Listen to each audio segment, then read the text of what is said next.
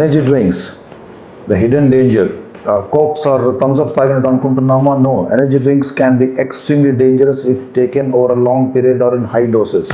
Energy డ్రింక్స్లో caffeine ఉంటుంది. ఎంత కెఫీన్ ఉంటుందో తెలుసా? చాలా వాటిలో 70 గ్రాములు ఉంటాయి. మనకు నార్మల్గా చాయ్ దుకాణంలో మనం తాగే కాఫీలోని 5 to 10 grams తాగుతాం మనం. 70 grams వస్తుంది మనకు అక్కడ. టారిన్ ఉంటుంది. It's good one, taurine energy. అది కానీ ఎక్కువ తీసుకుంటే చాలా డేంజరస్. గ్వారానా ఉంటుంది.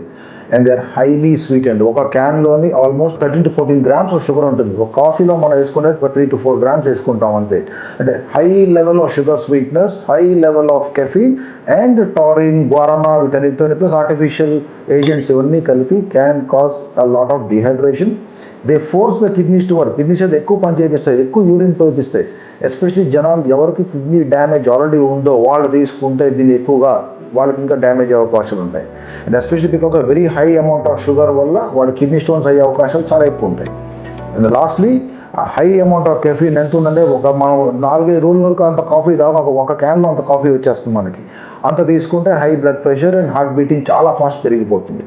దీంతోపాటు ఇంకా మిగతా ఉంటాయి drinking high energy drinks along with vodka or along with other drinks అని పెట్టుకుంటారు. That's extremely more dangerous because dehydration చాలా ఎక్కువ అయిపోతుంది.